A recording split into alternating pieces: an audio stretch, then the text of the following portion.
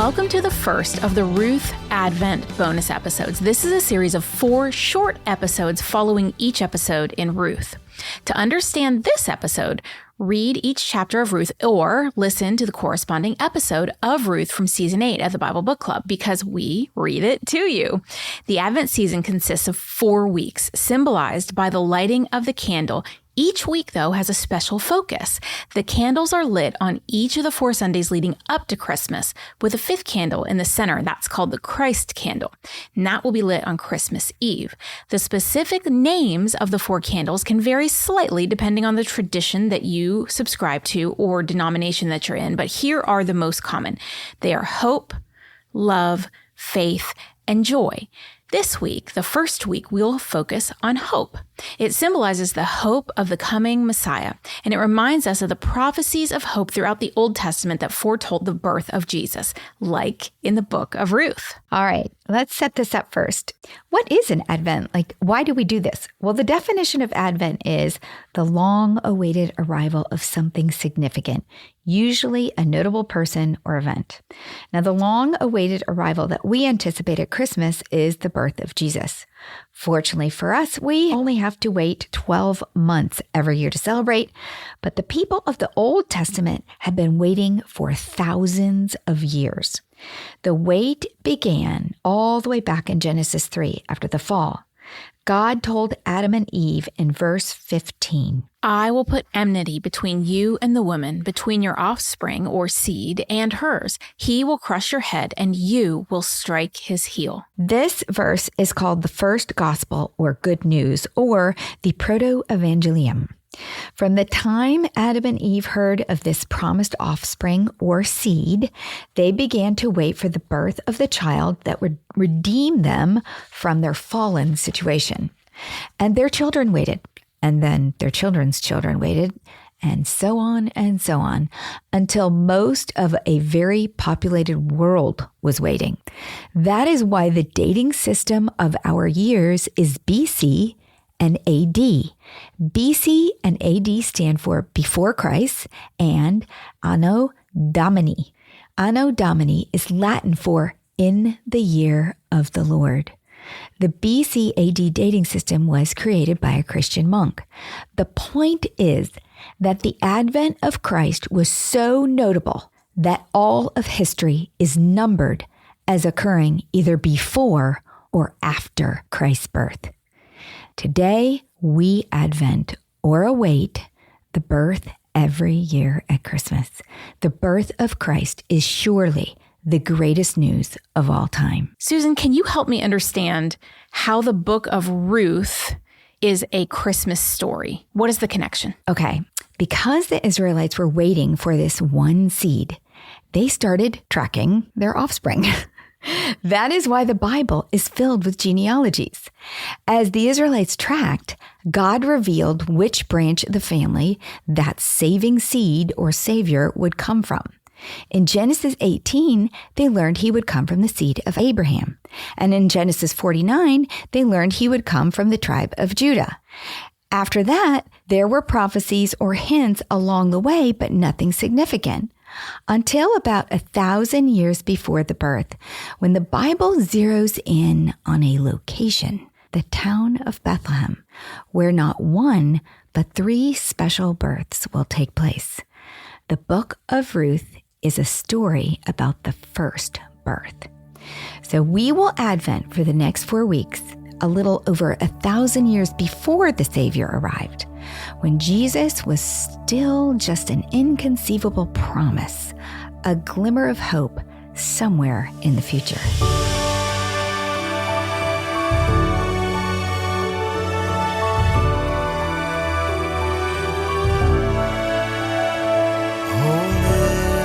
Town of Bethlehem, how still we see thee lie above thy deep and dreamless sleep.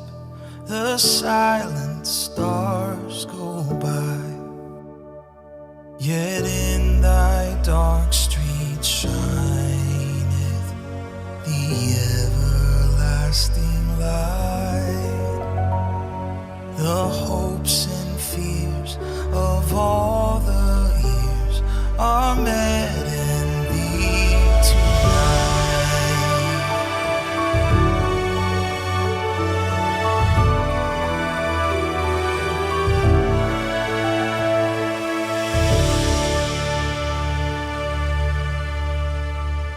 And that was Buck, our producer, just giving you a little bit of the talent we have here in the room. And it's not Heather and I when it comes to singing. Actually, you can sing too, can't you? A little. Oh my gosh, Sometimes. I cannot. Our Advent story, a story anticipating the Savior's birth, takes place in a little town called Bethlehem, where unbeknownst to anyone, the dark streets shined with the everlasting light, and the hopes and fears of all the years were going to be met through a faithful couple, not Joseph and Mary, but another couple, Boaz and Ruth. So here's Ruth chapter 1, Advent week 1, Hope. Scene 1. From Bethlehem to Moab and back, we discussed this a little bit in episode 1. There are 3 main characters, Naomi, Ruth, Orpah. Naomi is an Israelite living in Moab because there had been a famine in Bethlehem. Ruth and Orpah are her Moabite daughters-in-law. All 3 are widows, alone and struggling to survive. Naomi needs the support of her family, and she yearns to return to Bethlehem. Now, Bethlehem ironically means house of bread, and the famine there was over. Was Naomi simply yearning physically? Was she hungry for food? Or was Naomi yearning emotionally? Was she grieving for family and fellowship? Or was Naomi yearning spiritually? Was her heart craving worship? We just don't know. As you look back on your year, reflect on your struggles. Were they physical, emotional, spiritual? All 3? Is there anything you are yearning for that you have lost? Your health, family, fellowship, or worship? If so, focus on Naomi's story for the next 4 weeks. Ask God to restore you as God restored her.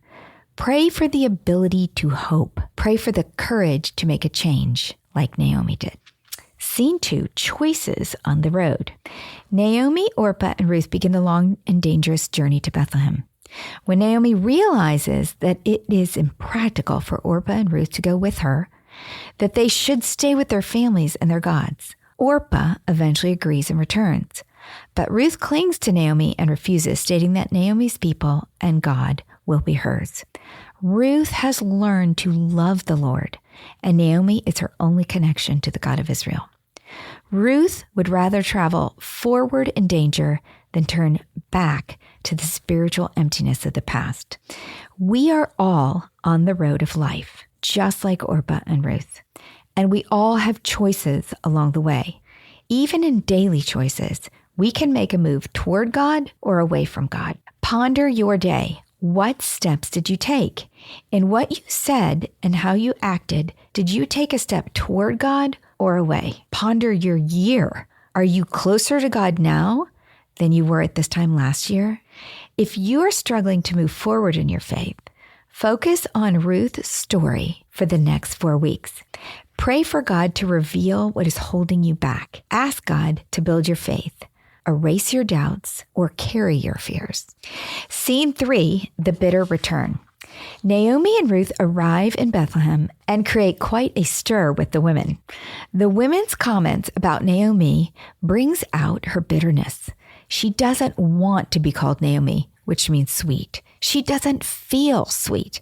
She tells the women to call her Mara, which means bitter.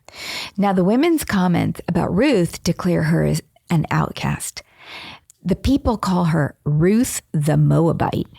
The Moabites were enemies of the Israelites. It was as if they were calling her Ruth the enemy.